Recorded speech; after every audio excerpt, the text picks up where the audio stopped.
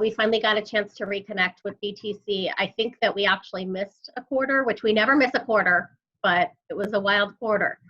So we wanted to get one in as soon as possible here in July. I think everybody's kind of navigated the landscape of online collaborating and learning. And so I'm really excited to be here with you guys today. This topic of working from home obviously is hitting a lot of us. But really, you know, what I wanted to really go into and investigate a little bit today is what opportunities are out there, what opportunities can we build as employers to integrate people with disabilities into their workforce at this time. There hasn't ever been really a more perfect time to discuss this topic because really, you know, millions of Americans are at home doing the work that we normally do. If we can look to reducing infrastructure and really make a difference in people's lives, I think that that is important. And for us to continue on the work that we do with SDCEPD really is to take advantage of what is the landscape now in the workforce and how do we make sure that people with disabilities are not left behind, but instead championed at this time. As you probably know, but you may be new with us, so I'll kind of give just a recap, is that the SDCEPD has been very, very dedicated to advocacy and making sure that we're bringing all of the people to the table that are doing this work in our communities to create bigger opportunities for people with disabilities.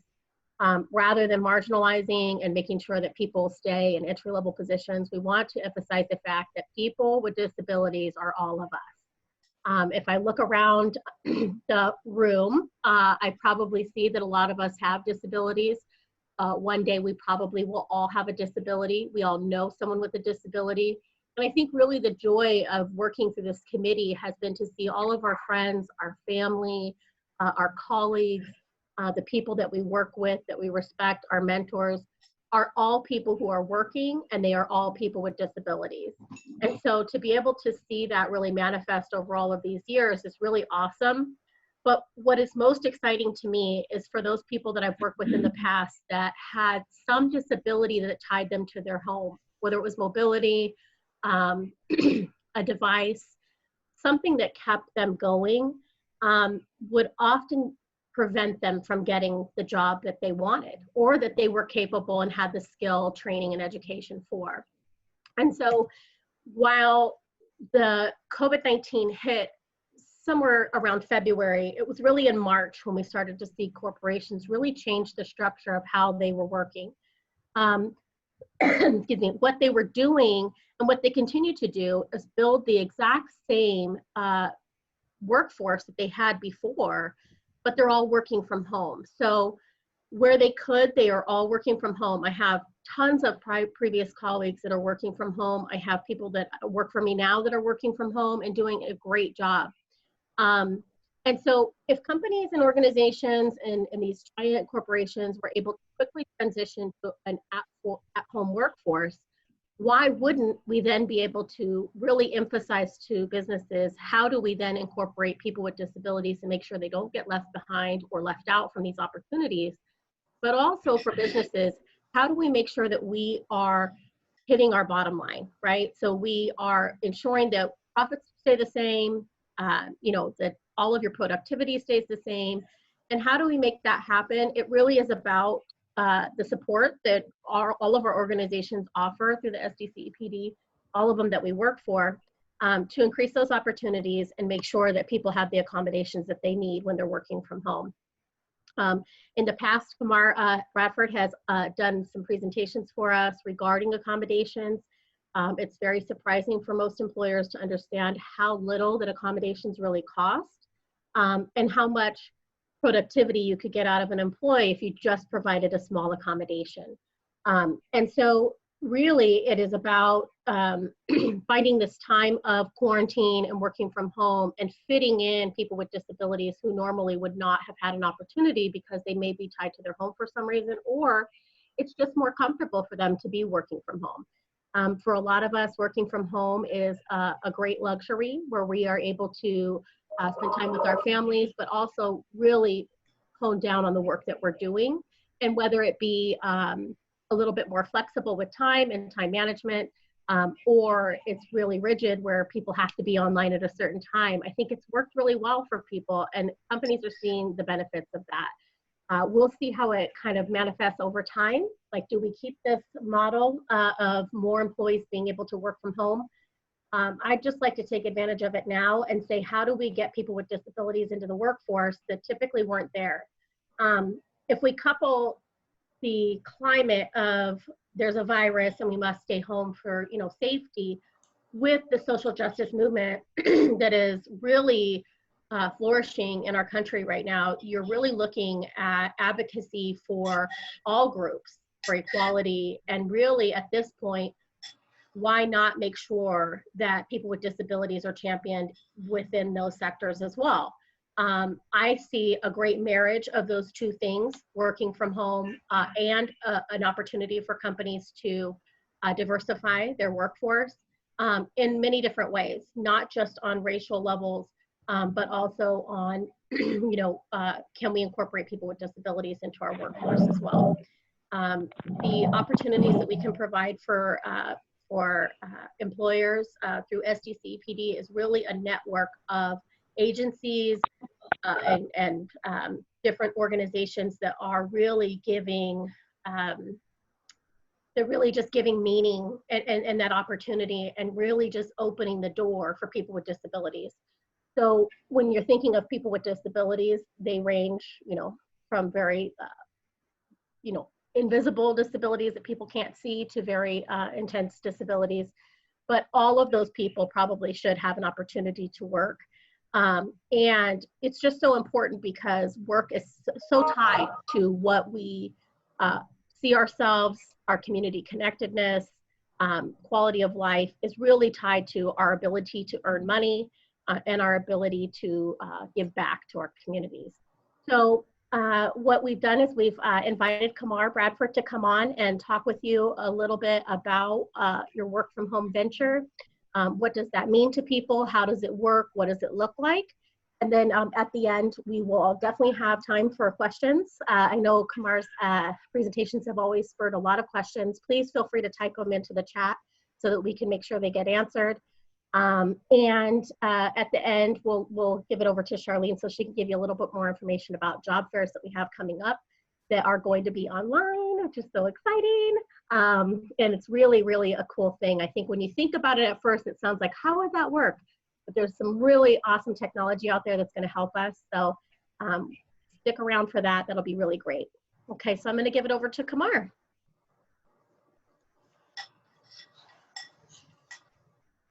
All right, thank you, Amy. So I have a new employer that I'm at called Naval Facilities Engineering Command Southwest, where I'm working as an EEO specialist, and I'm in charge of designing some of our diversity and inclusion programs. So the materials I've had before when working with this group are a little different, so I had to kind of to ad lib and to put out kind of a conceptual outline of what the talking points are. It's probably good to first kind of get the idea of defining what disability is and how people study it. And generally, you have cognitive, psychiatric, and physical disability. Cognitive and psychiatric are usually invisible. And then physical disabilities are ones where you can usually recognize a person's sort of diagnosis by looking at them. To define just like some examples of cognitive disability would include intellectual disability, which used to be known as MR. Down syndrome falls into that. Then autism spectrum disorder falls into cognitive disability as well. And then there's a lot of subtle ones that often go undiagnosed. Oftentimes when we don't understand why someone doesn't comprehend something or has difficulty in school, it's because you have invisible disabilities like dyslexia or dyscalculia or things like that going on. For psychiatric disability, good examples are, of course, there's very popularly schizophrenia, which sometimes we think of as a visible disability, but oftentimes the attributes we're actually seeing are from medical system problems of overdiagnosis of of psychiatrics. So oftentimes, like when we see a certain symptom called tardive dyskinesia, which has come from neuroleptics adversely affecting a person who has the diagnosis of schizophrenia, although schizophrenia does not necessarily mean you're going to have tardive dyskinesia. It depends on the quality of the medical practice that you receive. Um, but on another note, there's often other ones that are popular: bipolar disorder, or um, uh, like a major depressive disorder, and a couple that are very much affecting society right now also are general anxiety disorders, which also include the fear of germs, the fear of the idea of being infected of something, um, or of contact, or even agoraphobia. Those fall into anxiety disorders. And then there's always the really kind of overly glorified by movies antisocial personality disorder, which is the psychiatric effect towards criminality and breaking rules and things like that. And then lastly, physical disabilities we're all pretty generally aware of, say like diabetes, or someone who has paralysis of some sort, or amputation, or even blood disorders like hepatitis or HIV or kidney diseases. All those are physical disabilities, which often can sometimes be pretty invisible because, you know, if we don't know if someone has fibromyalgia going on, you can't see it. You have to kind of experience it. So what I would like to do is get into the PowerPoint and start talking about the concepts behind the idea of working from home. And the root of that really for remote work resources for employees with disabilities. I'm going to kind of talk on some points. I wasn't able to list everything down in detail, so if you do have a piece of paper and a pen handy, it might be good to take some notes. But this is going to be a general outline. I'm going to bounce around things a little bit. But as I said, okay, here we go. Here's the first slide. So one of the key ideas behind remote work from home is ergonomics and universal labor design. Now, not all jobs can be done remotely, although when we think about um, what's going on right now, we're really kind of it's changing the shape and the idea of how our economic delivery system works. Our social goal when we look at our constitutions is universal access, but we're used to a very ableist model on how we deliver work. You have to go to a job, you have to check in with your time card, you have to be at a place for like 9 hours, and then you check out, and then you have to get on the road and be on the road for traffic, and then you get back to home, or maybe you stop by the store to get your food, etc. Or you have some sort of like sort of sexist like division of labor within your society. So the wives stay home and then the husbands go to work, and then there's like a balance of domestic and then like work sort of roles, which we've seen over decades and centuries in some cases that's not an ergonomic model at all.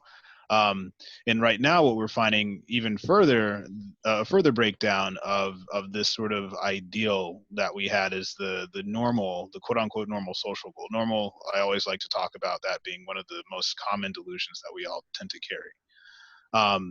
So what we've been finding a lot of times, even when it comes to food, that restaurants have been having to turn into even shops where people can come in and do grocery shopping as well as order food and pick up food. And this has to kind of change from that sit-in model that it used to be.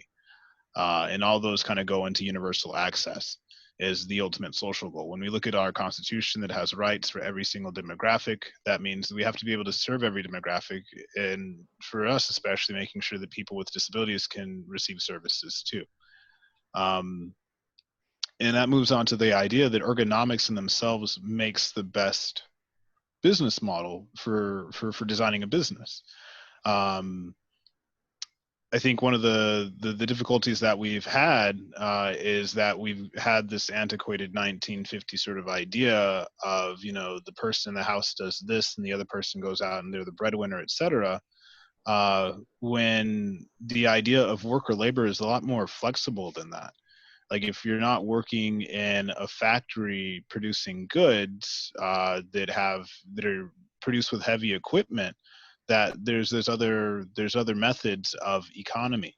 And for people with disabilities, there has to be a very detailed understanding on how to make sure everyone has access to that. When it comes to production these days, there are some ways where you can do at-home assembly for products. I've had clients who they had factory jobs where perhaps they were labeling items for beauty products and things like that, that instead of them having to go and drive miles to some sort of factory location, say if it was just a home office somewhere that sent out the file that printed labels, or you sent them labels by mail, and from their own home or their own residence, they can then take that and put those on to product that are in packages. Then they send it back to the place for distribution. So it's looking at like how can we decentralize the model so that way people can have home that they can do work from home even in those labor settings. I think as we are experiencing now, that this is definitely a major move from brick and mortar e-commerce, what we have going on right now. But even for us not having to commute to our offices, there's some reliefs from having to be micromanaged, to have someone floating over wondering what can you do instead of just letting you do what you can do. And it seems like it's been pretty liberating for a lot of people. And earlier in the discussion when we sat down, we started to kind of realize we're kind of working more than the 40 hours that we usually work, maybe even more than the 60 hours that we sometimes work. So, and that goes to the last point, that this flex and remote work reduces the micromanagement issue that especially people with disabilities tend to have. I've had clients who had fibromyalgia, and they would get harsh criticisms at work, and then, you know, on their really bad days, they couldn't go to work because of their disability, and then there'd be this idea that they were inconsistent and they would lose the job. Whereas if they could already work from home and they can get up and go to their computer and do some sort of word processing or deal with an email as it comes in intermittently, or do analysis, it makes it much easier. There's a variety of systems that are available these days. Just anyone who's heard of the cloud, you know, you check your cell phone and it's connected to Google Drive. You have OneDrive with Microsoft. There's a variety of options. Even companies like Amazon offer cloud services where you can share your information on a network, and even share a document so people can work on it at the same time. And it just becomes making things by calendar deadline and managing things that way with like less micromanagement and more flexibility. So the next slide, we get into assistive technology for remote work and disabilities. Some of the basic parts, especially when it comes to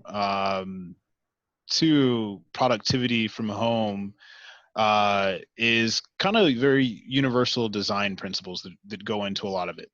We're spending our time working on apps. We're spending our time working on Word documents and emails, and that's a lot of cognitive work that we're doing, especially.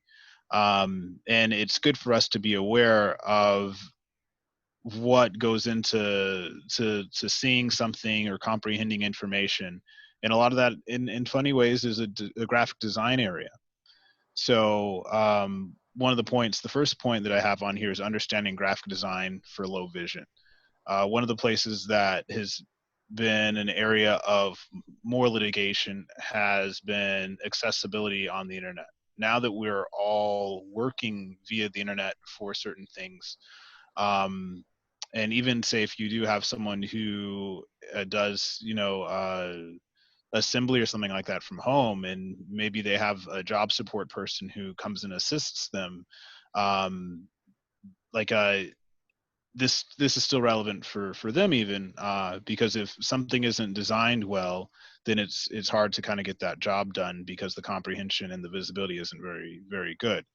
Um, so for your own websites or for your apps that work is administered through, or even emails, if the visual design isn't helpful, then that can become an accessibility issue. So some of the things that go into making sure you have good design for low vision is making sure that you use sans serif fonts versus serif fonts. When we read newspapers or we read APA articles or we read whatever the requirements for our universities were, usually revolve around Times New Roman script or Courier New. They're the fonts that have the little accents that are at the ends of the letters. And just according to the Standing Blind Center and other authorities on visibility, those can be very distracting and hard for people to see, to comprehend what it is that they're reading, whether it's printed or visual material. So it's important to avoid using any fonts that have those details. Maybe if you're doing wedding invitations, it looks pretty. But when it comes to just everyday work, fonts like what's usually the default for Windows Office is Calibri, but the ones that are usually most recommended are Verdana, Helvetica, and Arial, where kind of like the font that I have on screen right now, it's a very solid single line, and it's easy to interpret what each letter is, and say even if it is a bit blurry, you still get an idea of what you're looking at. So that's very important for people who have visible disabilities when it comes to visualization, or just low vision in general. And that's actually a large population. There's a lot of people who need a prescription for glasses, but out of issues of, you know, convenience or just even, you know, being in denial of their visual disability, forgo those. So it's better to make something easy for them to read, so there's less worry about them being able to do the work. Next thing is also high contrast and mobile friendly design. With our own companies and our websites, sometimes everything's designed in HTML. So once it gets to a cell phone, then there's kind of this scrolling back and forth to be able to see the entire page of the entire script. So it's very important to work with your IT people, your webmasters, to make sure that the design flows and that you're always double checking if it actually corresponds with mobile technology or not.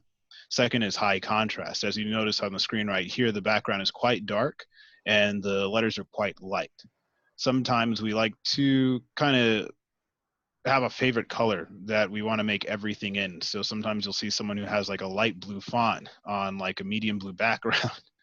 And is fun and self-pleasing as that is, we have to remember for another person reading it, that's a low contrast sort of thing to see, and then it makes it really hard for someone to see it. Or even loud clashing. So it sounds like Tuesday just got on. You can hear in the background. Probably mute's probably best. Sometimes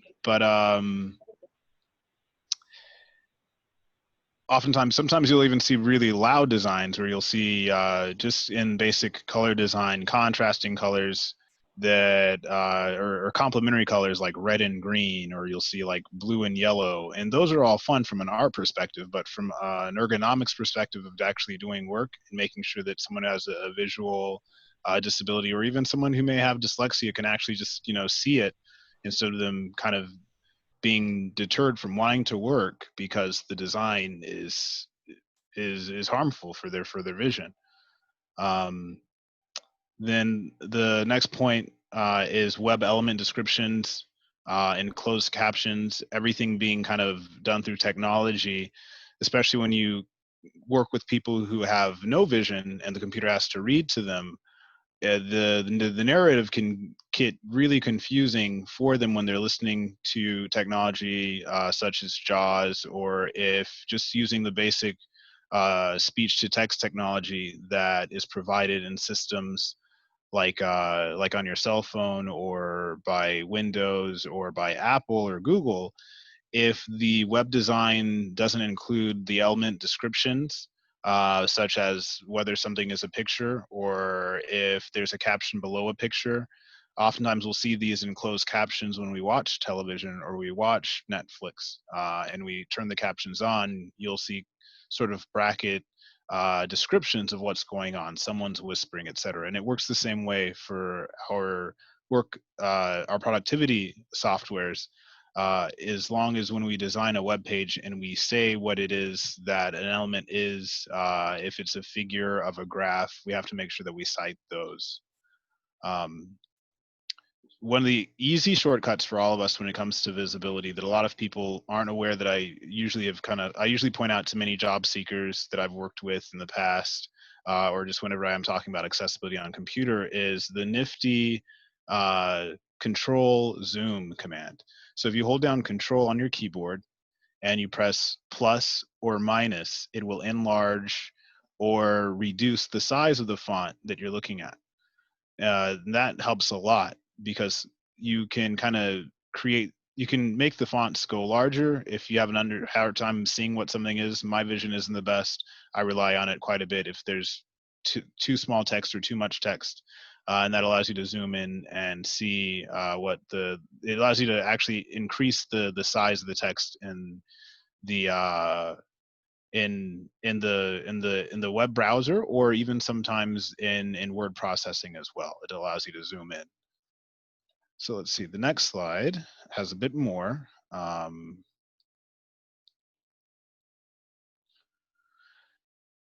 Let's see. So as I spoke before, speech to text, text to speech are very important these days, especially for us doing a lot of office productivity work from afar. And actually, I kind of learned a lot of this the hard way through grad school. I had way too many papers due, had too many other tasks going on at the same time, and I found myself not having enough time to do all this word processing or reading that was demanded to me. One of the principles I always keep in mind when it comes to, say, the ableism sometimes we get into when it comes to higher education or people who are, certified professionals in their fields, is that it becomes sometimes this contest of how smart someone is or how much you can do. And that in itself is ableist. If we're looking at people having different ways that we work in different capacities, to judge someone on something they've already been tested for when they graduated high school or when they graduated college, and to get to a workspace where people are testing you on that again, makes no sense whatsoever.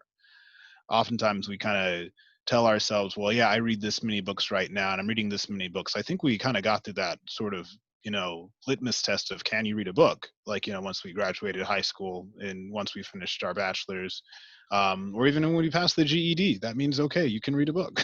So it doesn't make any sense for us to get into that and to deny ourselves from using technology that helps us do our jobs better and more efficient. We have technologies like Audible, where you can listen to books for reading. In a lot of the browsers, there are plugins where instead of spending all your time reading down a web page, you can have the actual computer read that page to you. And that's very empowering because that means then you could actually multitask. So I found when I had a book reading due, even in grad school, I would listen to the audio book. I'd buy the physical book, and when it came time to write the paper, I just go back and I tried to find what chapter was it in, what was the page number, and cite it that way. So when it comes to working from home, say if someone has a cognitive disability, or if someone has even a visual disability, you can listen to your computer. You can have your technology talk to you, and that makes things a lot easier. And very interesting, on the opposite side, you can also now talk to your technology. So even during grad school and other times when you utilizing my cell phone, if I had an idea that I just wanted to get out, to hash out, there's oftentimes a little microphone, depending on, say, if you're using a Google Gboard, or I know some Microsoft technology kind of already has it there. You press on the microphone and you can talk to it, and it will use speech recognition to recognize what you have to say, and it'll turn that into text. Just simply taking that text, copying it into an email and sending it to yourself, you can go through and edit it and correct it. As well as you can also easily just record your voice and then find services online that do transcription, if you don't necessarily have the time, and if you do have the extra, funds to do that in order to have your speech become text. So that's an important thing to make sure that anyone with any sort of disability who's doing work from home can utilize those things. Now, when it comes to visual impairment, again, I think I did mention a couple of times there's helpers like Zoom Text. I think I left off JAWS. I'm not sure, and then Dragon Screen Reader. Zoom Text and JAWS are made for people who cannot see, but it allows navigation of the actual computer systems. So it'll read to you the operation of the computer in a way that a person who doesn't have sight can then function utilizing things on their computer. And then I think I think I'm trying to think. And then Dragon is another one that's a dictation software. I think I'm sorry, I might have mistyped that. It's been a little while. And Dragon is one where you can dictate to the computer, and it'll process your speech, and you'll be able to produce documents that way. So those are very handy ones. The next point that I have is ergonomic and universal office equipment. So working from home is a little nicer because the environment is ergonomic. Usually we have items that we're used to for like how we sit. We're able to even lay down and type on a laptop if we need to. And I think that's one of the strongest points, is that working from home means there's less the worries of, I need to go out and purchase this standing desk so it can be ergonomic on my back, when if you're working at home, you can get a desk that goes on the floor, and you can sit on the floor and lay out and stretch out, say if you have like a chronic back pain issue that goes on at the same time. I think the key thing is just making sure that our home offices look like home offices. And even if you look at my background for the screen right now, one of the handy things about Zoom is that you can pick out a background that you'd like. So it makes it a little bit more fun, and then also kind of gives you privacy on how your room actually looks. So that's one of the important things, is that we're now able to have an ergonomic environment working from home. And that's probably one of the key advantages to anyone with a disability. Oftentimes you do have many people who are, they utilize a chair to get around, and their lifestyle already reflects, what we are trying to build in our offices when we go out. So in many cases, people are prepared for that. And one of the really interesting things about when we think about this whole move towards working from home and utilizing the internet, some of the biggest proponents of the internet, when it was getting popular 20 years ago, and it's always important to be aware, this isn't a new thing. We always have to think that we saw Meg Ryan and trying to recall his name, Tom Hanks, and You've Got Mail, and that was the very old internet.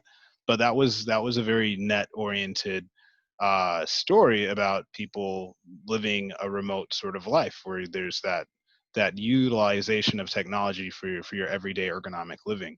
And we have to remind ourselves that oftentimes people who revolutionize that technology, when we think about Stephen Hawkins, or think about Ed Roberts of the Department of Rehabilitation, they had lives that limited how they could function in an ableist society. So a lot of the reasons why we have even ideas like Wikipedia is because you had people who couldn't get out. And the internet was their only way to connect. It wasn't this sort of ableist, classist, demographic driven sort of thing that it's turned into. It wasn't corporate, it was a frontier. And it was a frontier especially for people with disabilities. So it's a really important time for us to step back and really look at, like, what does all this connectivity mean for us? And it's not an ageist sort of thing of saying this is only what my kids do. Stephen Hawkins was not a kid when he was connecting with other intellectuals on the internet to talk about his ideas on physics. So it's a very judgmental sort of thing to assume that. Bill Gates was, pioneering Windows, and it wasn't some kid doing something in his garage, or, or Mark Zuckerberg making some sort of thing called Facebook. These were full-grown adults with full-grown ideas on what society was and what our barriers were when it came to our abilities.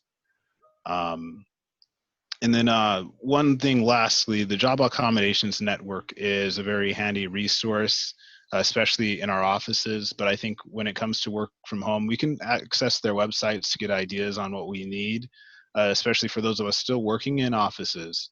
But sometimes if someone doesn't have something that they need and they have a disability and they're at home, the home office sort of situation creates a great way that a company can purchase an item that someone can use at home for them to get their job done, and as well as and if you usually if the office can't purchase it, if they're a client of the Department of Rehabilitation and you've given them the ability to telework and work from home, then oftentimes the DOR can purchase that with authorization between the workplace and the state of California.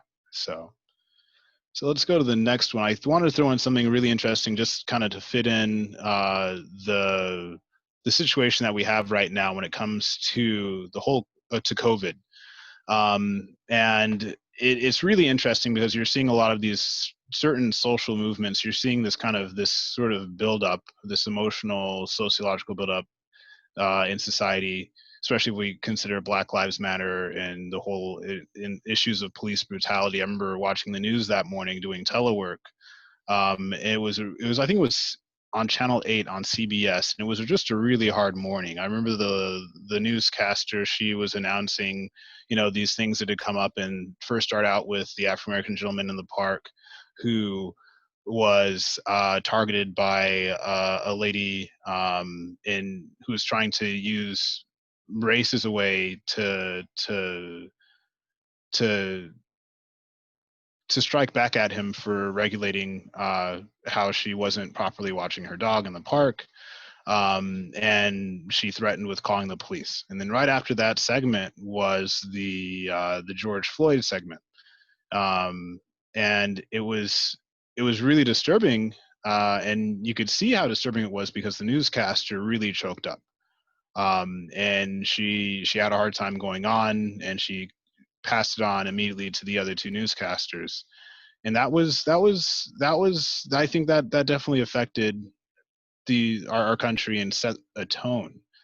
But I think the funniest thing is when we think about the whole idea, Voltaire often says, or Spider-Man says, with great power comes great responsibility. There's been a lot of movement for people who are visible, for people who do have ability, for people who can be seen, who can be mobile. But there's not been a lot of talk, especially looking at what are the rights of people with disabilities. And I think when it comes to the discussion of civil rights, you've always had the people who could walk and the people who could talk be at the forefront.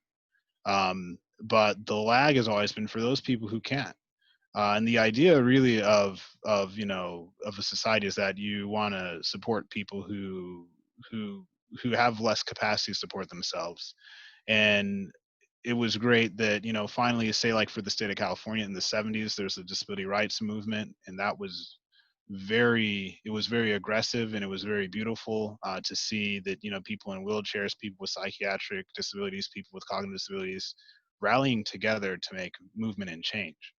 But then it took like another 20-30 years for the ADA to kick in the 1990s, and that took another protest of people with disabilities climbing up the steps of Congress and blocking these politicians who didn't want to think about them.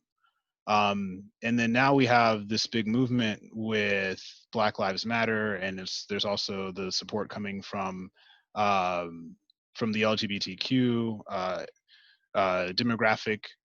But still, what's very quiet that people aren't looking at right now with COVID, which is a medical industry issue, are the rights of people with disabilities. So one of the things that when you look at disability studies, you kind of look at the history of medical brutality, and people don't want to talk about that. Underlying medical brutality is eugenics, the idea that there is some sort of genetic purity of some sort, which is a huge fallacy.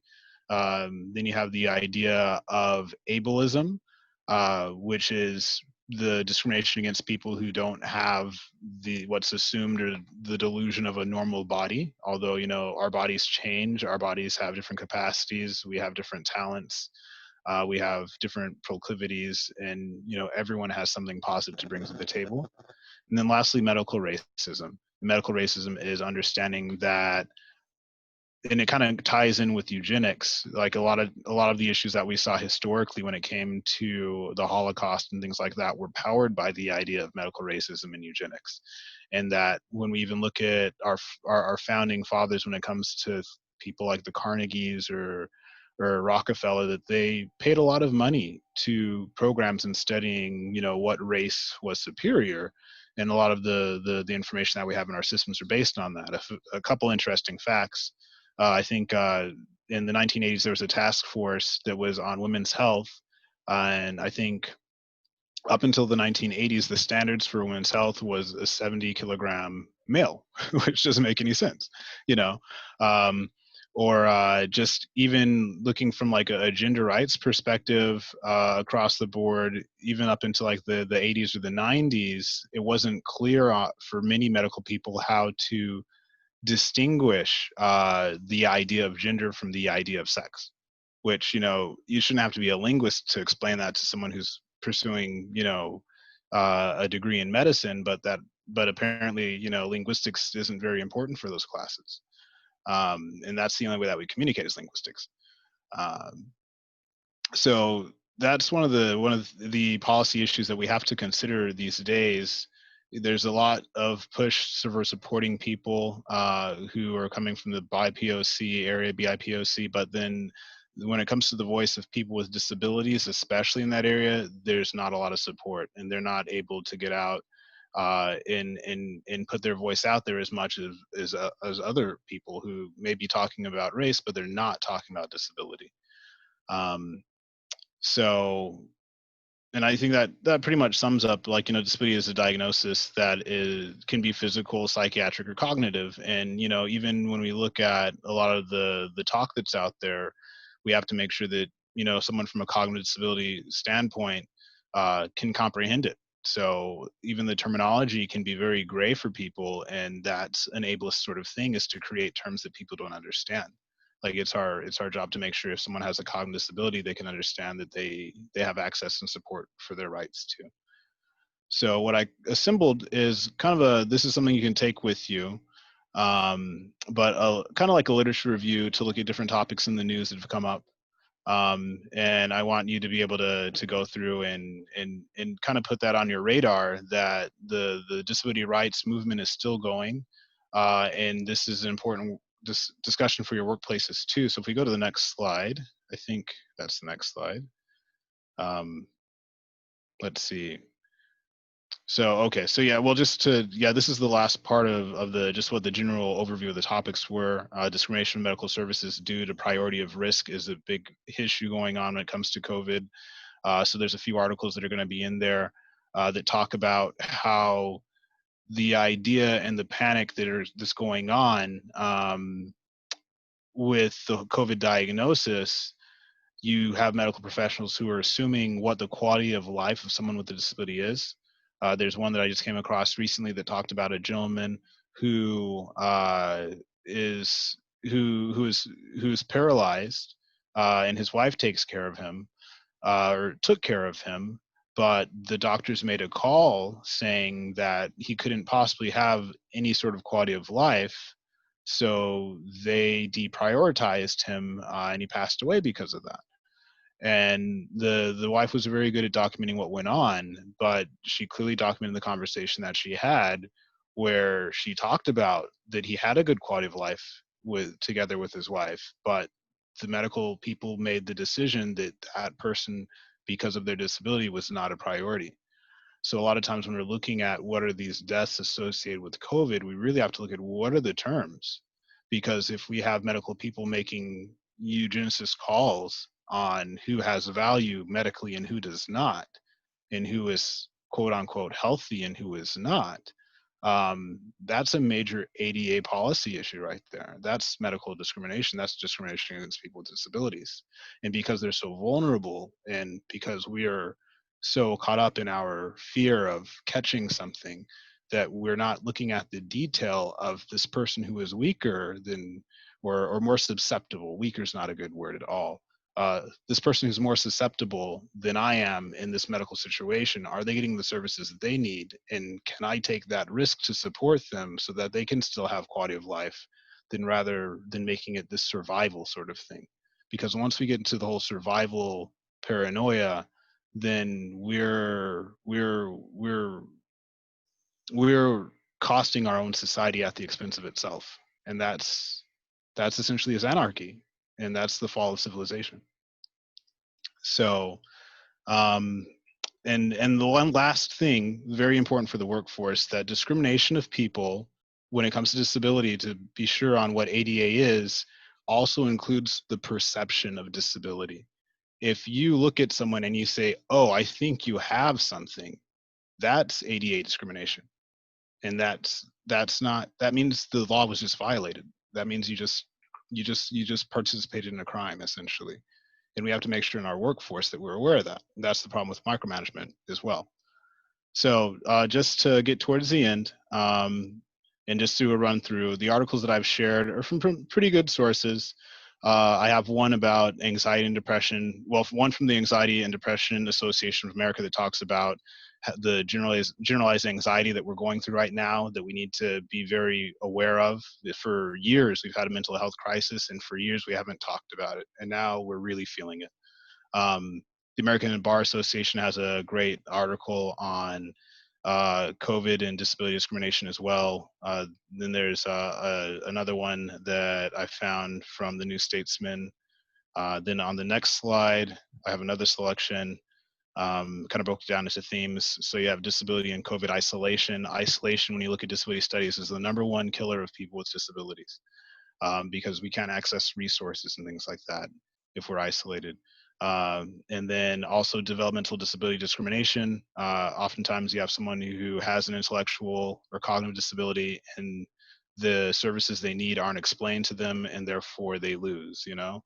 And then also ADA awareness, another article on that, another one that looks at malpractice suits in medicine that we all need to be very aware of, and we have to kind of hold medical accountable. There's no need for conspiracy theories. There's no need to go out and start drinking bleach. But we do need to look at, like, what are the fine details? What's the fine print? And is everyone being on top of that? Is it politicians making decisions, or is it medical professionals making decisions? And that's a huge difference.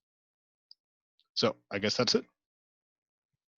Gosh, thank you, Qumar. I mean, it's so much to unpack, right? There are so Yeah. many topics right now that are really affecting us, Yeah. whether it be from COVID, from quarantine, from isolation, to social justice, Black Lives Matter, really rallying around equity in our country, and really pointing out the discrepancy in classism, right? I mean, there's really just such a discrepancy between someone who's on, let's say, Social Security, and someone who is benefiting off the fact that we're all in quarantine right now. Right. Billionaires are getting richer, Right. while the great amount of America is out of work right now.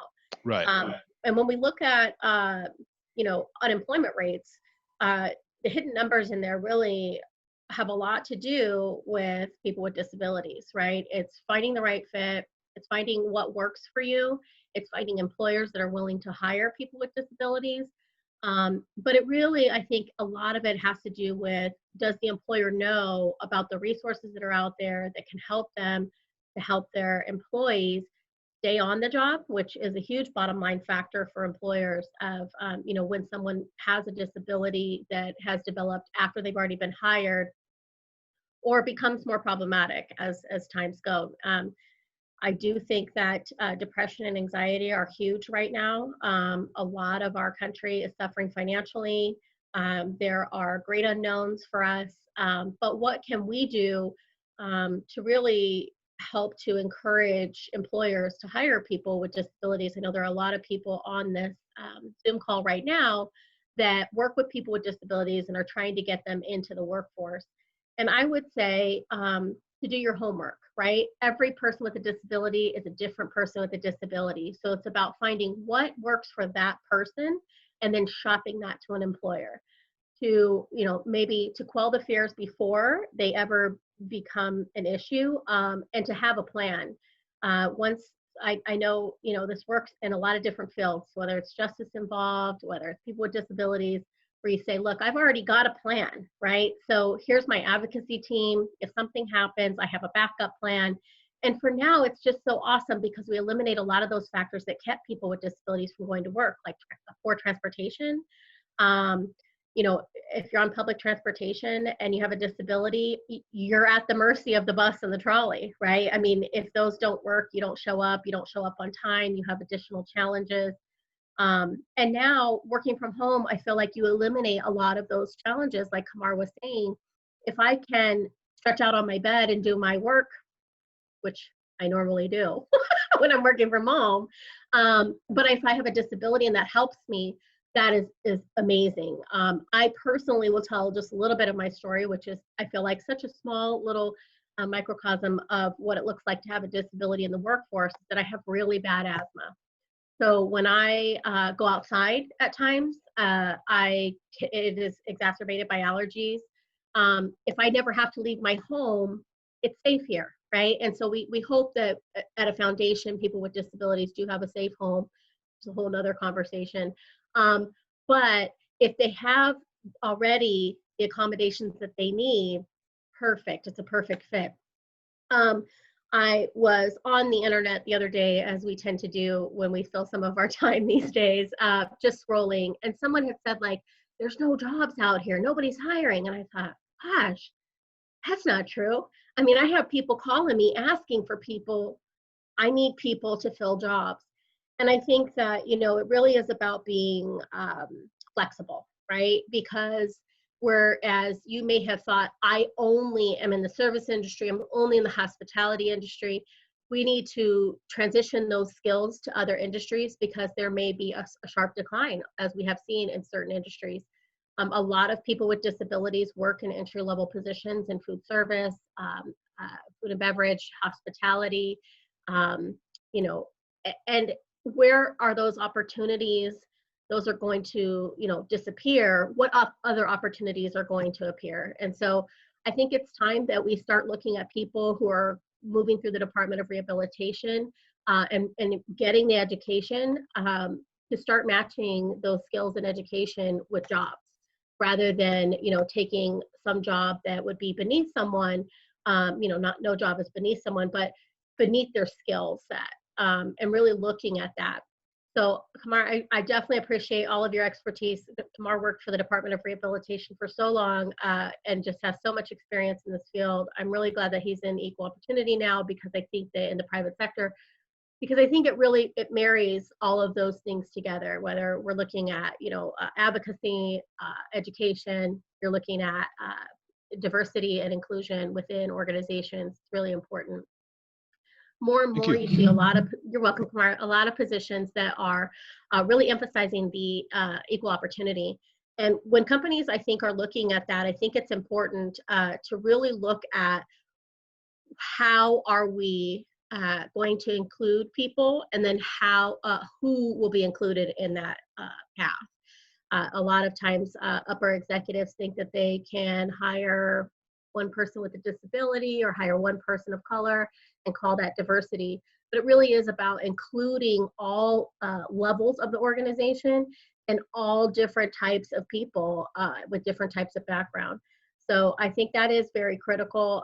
With SDCEPD, we have started a consulting branch of our business and our nonprofit to really help employers understand the rules, regulations, and laws around ADA, which, we are in a really unprecedented time. The last time that a pandemic hit, a mass scale global pandemic hit, we didn't have the ADA, right? So you didn't have laws around how are we going to make sure we include and, protect the rights of people with disabilities. And so we're really, I think, in uncharted waters, but I think that gives us a lot of opportunity. I think, there's a lot of unknowns, and we could go down the path of, it's scary, right? We don't know what's going to happen.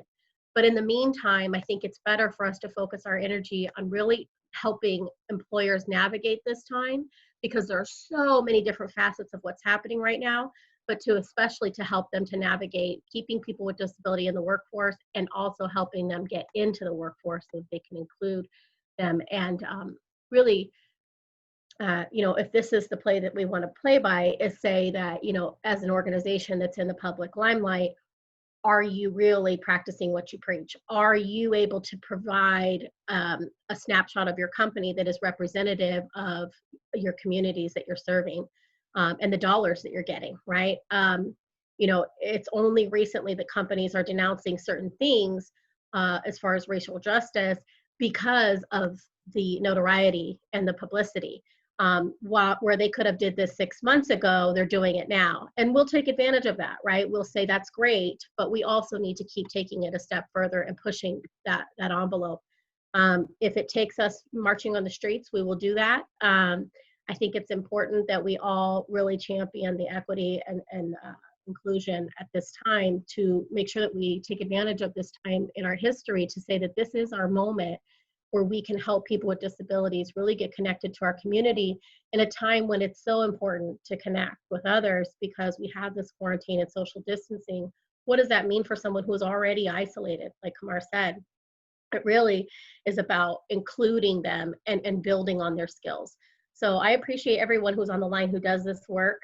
It's difficult right now because we can't meet in person, but I know we can do this together. We have a lot of skills, and with, you know, employers really on board with making a difference, and you know, thinking outside the box, Mary Pat, to change their landscape just a little bit. Working from home will provide them with opportunities to reduce their infrastructure costs, which again, for many nonprofits will be kind of a, you know, it's a saving grace, because it will allow them to put more dollars to the work that we do. I know that Charlene wants to take a few minutes to talk about Jobtoberfest coming up, which is so thrilling. We're really utilizing technology now. So if you were scared of technology before, this has really made you dive in. So go ahead, Charlene. Hi, everyone. Am I echoing? A little bit. No? Okay.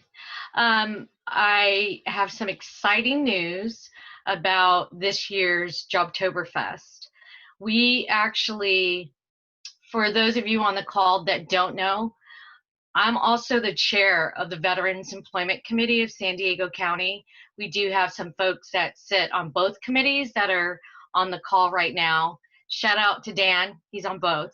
So we actually procured a virtual platform, and we're the only ones on the West Coast that actually have it. And we partnered with the San Diego Workforce Partnership. That job fair was on June 17th, and it was extremely successful. We're actually in works and talking with the developers, as there were some things that we advised them that they could actually improve on. The partner we're working with out of New York has utilized this platform, obviously on the East Coast and in New York, for job fairs, as well as some events on college campuses, but not on the college campus, obviously online. And so this was extremely successful. We had approximately 15 employers and resource providers. I think there was just a couple of resource providers and 13 employers. We had over 600 registrations, I believe. We conducted online actual lessons with the employers, instructions on utilizing the platform, how to set up their table. And so I want you all to visualize a building. And in that building, there are 5 floors. And on each floor, there are tables. And so employers could actually be on the second floor, the third floor, the fourth floor, and on the table, you actually had what we call a whiteboard. But that whiteboard allowed you to put your company logo on there, to actually place pictures of the HR. And the beautiful thing about that is from past Jobtoberfest and VEC job fairs, we had those pictures. And then, oh, nice. Thanks, Tiff. Thank you. Thank you.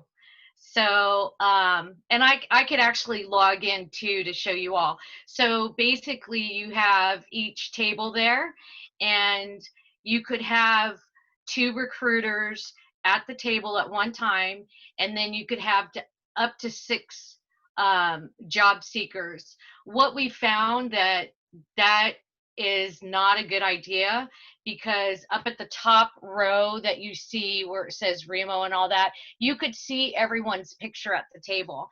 And I think it made for being uncomfortable for some folks if they were in a conversation with the employer. So what we've decided to do with Jobtoberfest is to allow the recruiters to be at the table, and then to have only one person be able to speak to the recruiter. And so you see these other tables below. So at the top, you see the top row of tables, the second, and then the third row down. What we're going to do is utilize those as waiting room tables for that particular employer. So, and then we will have volunteers there.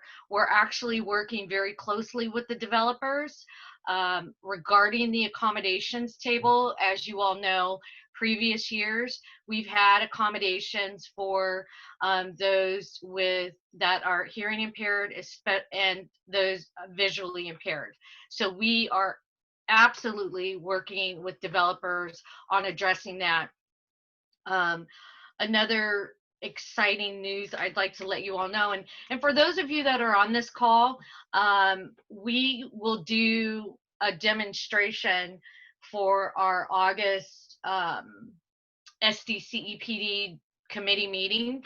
So if you'd like to take a look at that, we're going to demo that so everyone has an opportunity to look at that, because not only will we have trainings for the employers, right?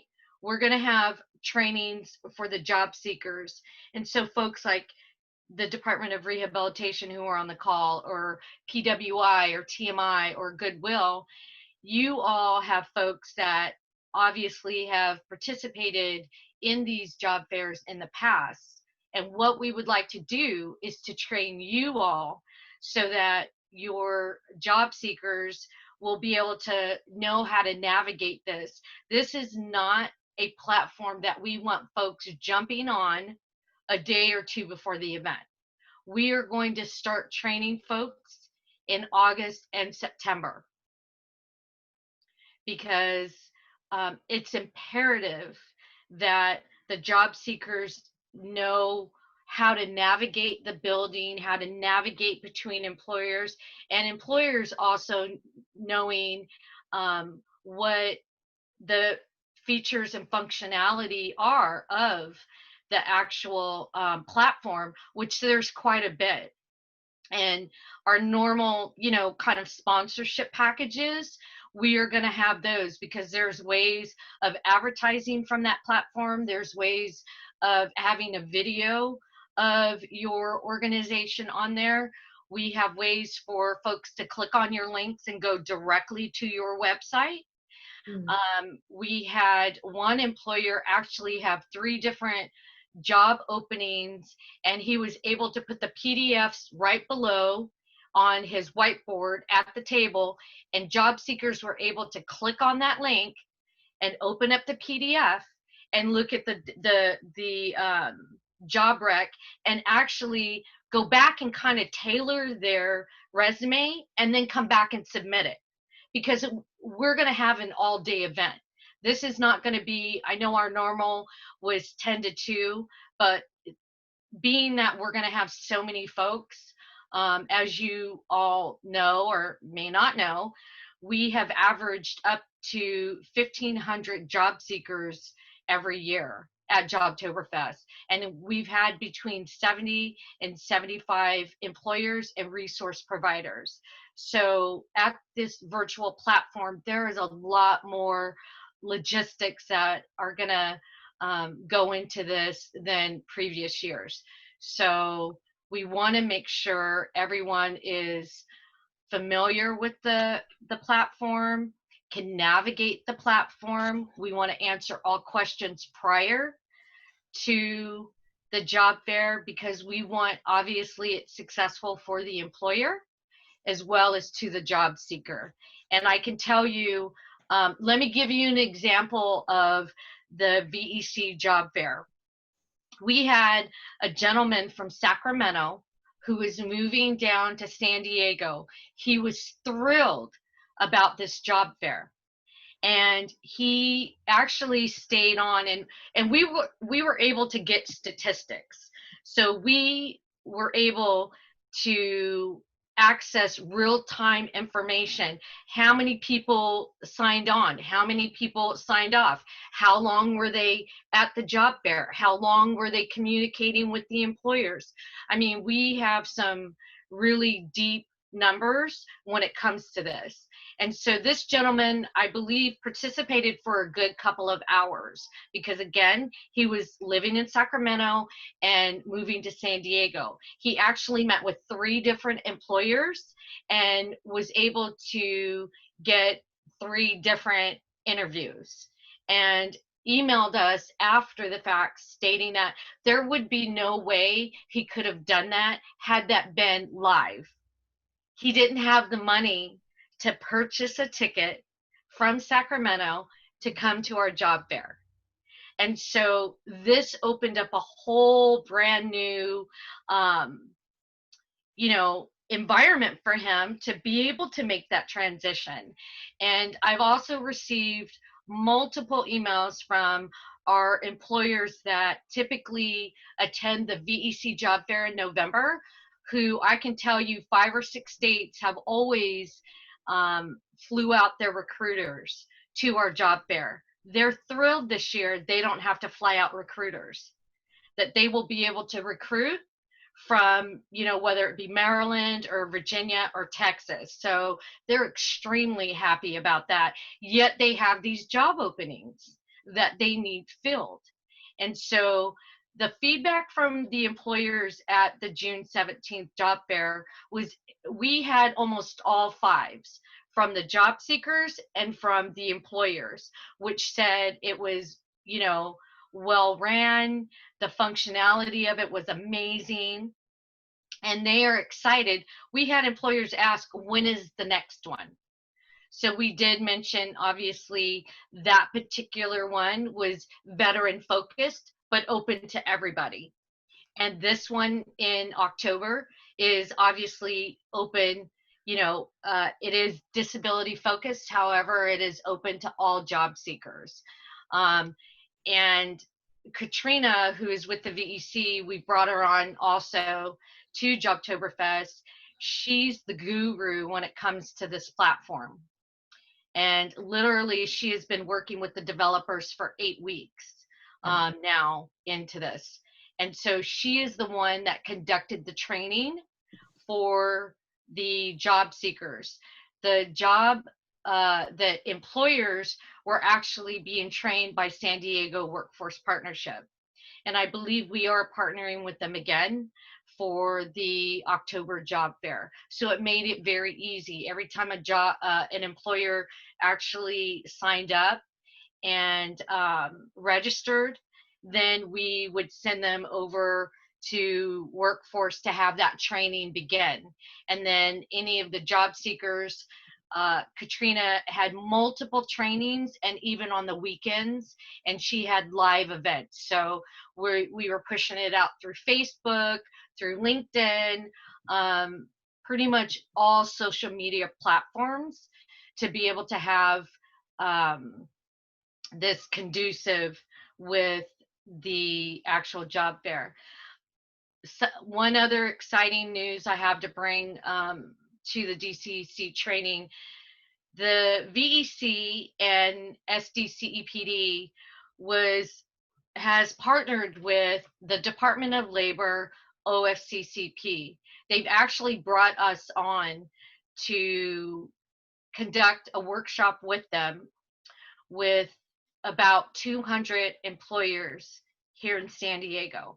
They actually reached out to us regarding training and our work in with the veterans and folks with disabilities, along with the Department of Rehabilitation. So we're very excited to be able to touch an additional 200 employers with this upcoming workshop, which is specifically for employers through the OFCCP. And so we're really looking forward to working with them. We have this great working relationship and partnership with the Department of Rehabilitation. So that's exciting that we're gonna be able to tap into some additional employers who obviously have federal contracts and who are hiring veterans and folks with disabilities, right? It's the 503, so 7% of the workforce. I don't know if you all have any questions, but I definitely would love to have the folks on today attend our Jobtoberfest meeting. We do have your email if you registered. If you did not, then please put your email in the chat so that we can send you our meeting notice for August, as we are going to discuss Jobtoberfest, the virtual platform, and Tiffany, Amy, and I are working on the Eventbrite link as we speak that we will be putting out there. So there will be 2 Eventbrite links. One will be specific for employers to register and to sponsor this year's Jobtoberfest. And then we will have a link specifically for job seekers, and we will begin training in August and September. So keep an eye out for that. But again, does anybody have, I know that there were chats going, I believe Tiffany was answering those chats, or does anybody have any questions specifically for me or for our team? Because we're at 11:17. Looks like we're doing really well with time. Yeah, so do any of you have any questions that you can unmute and ask us? I love that you guys think I've got these acronyms down. We have the California Department of Corrections and Rehabilitation, CDCR. I actually used to work to CDCR, and there were so many acronyms working with CDCR that it's just, that was kind of my thing, learning all those acronyms. So Thank you all. Any questions?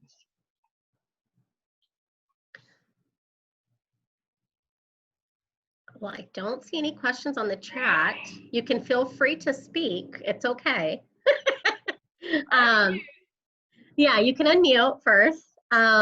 We definitely appreciate you guys spending the time and you know, really being here to hear some of the information presented today. I think that what's I've been looking through who's here on the line, and I think that a lot of us are working in advocacy. We know, you know, what it's like to help someone with a disability get a job and how rewarding that is, and just how important it is to our communities.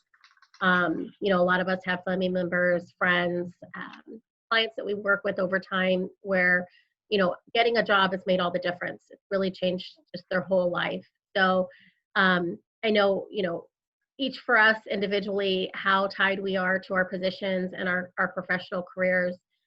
It really is important to give everyone the chance to do that, to do what they do well, and what they excel in, what they're passionate about.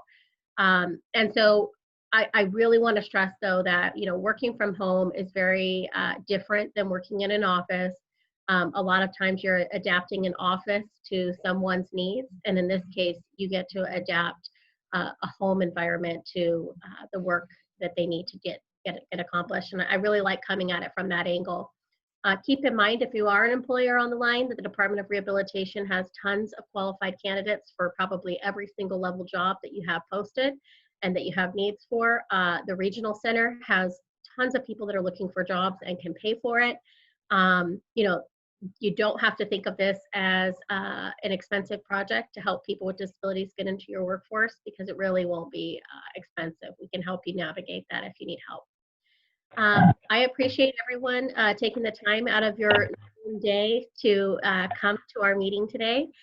We will continue this for the future, whether it be on Zoom or in person in the future on a quarterly basis. So if we have your emails, we will certainly send out the invites to you in the future for more classes that we'll be having. I was supposed to log on at 10.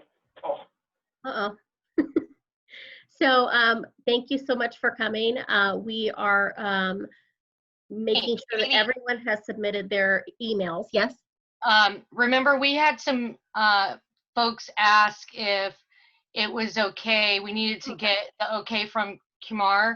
Yeah. Qumar, we had some folks who wanted to know if they could receive your PowerPoint. Yeah.